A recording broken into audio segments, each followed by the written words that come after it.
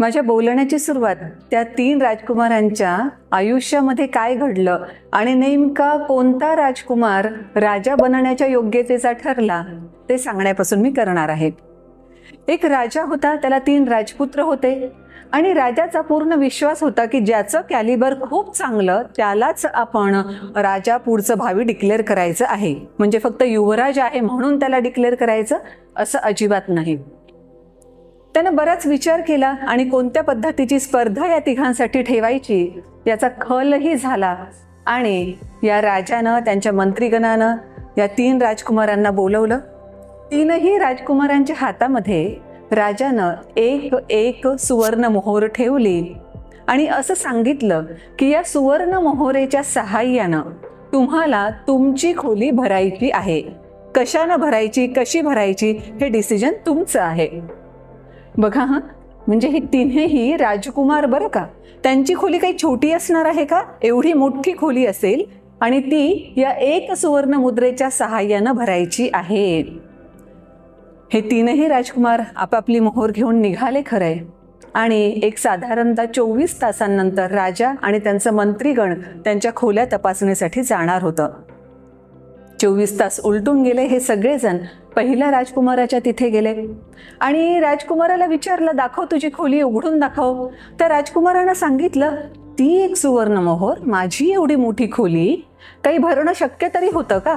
त्याच्यामुळे तिथून निघाल्यानंतरच ती तुम्ही दिलेली सुवर्ण मोहोर मी फेकून दिली। माझी खोली मी कशानेही भरलेली नाही, कारण एका सुवर्ण मुद्रेच्या सहाय्यानं ती भरता येणं शक्यच नाही। ठीक आहे, हे सगळेजण दुसऱ्या राजकुमाराकडे गेले। पाहिलं, दरवाजा उघडताच क्षणी एकदम कसला तरी दर्प जाणवला, घाण वास आला आणि पाहिलं तर अचानक एवढा मोठा पाला पाचोळा सगळा कचरा तिथून बाहेर निघाला।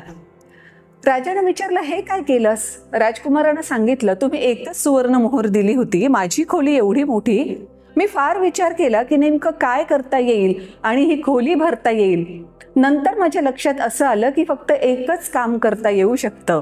या सुवर्ण मुद्रेच्या सहाय्यानं मी काही लोकांची मदत घेतली, त्यांना सगळ्या आपल्या शहरातला नगरातला पाला पाचोळा कचरा घेऊन यायला सांगितलं आणि तोच या खोलीमध्ये मी टाकला। 1 मोहोर माझी तिथेच संपली।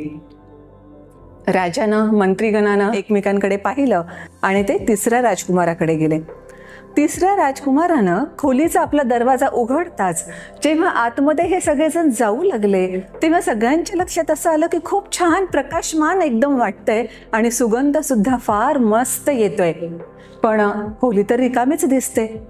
म्हणून नेमकं त्या 1 सुवर्ण मुद्रेचं काय केलं आणि तुझी खोली कशानं भरलेली आहे हा प्रश्न राजानं त्या राजकुमाराला विचारला आणि राजकुमारानं असं सांगितलं, तुमच्या त्या 1 सुवर्ण मुद्रेच्या सहाय्यानं मी भरपूर दिवे खरेदी केले, भरपूर सुगंधी उदबत्त्या खरेदी केल्या, धूप खरेदी केले आणि माझ्या या खोलीमध्ये मी सगळे तेच लावलेले आहेत।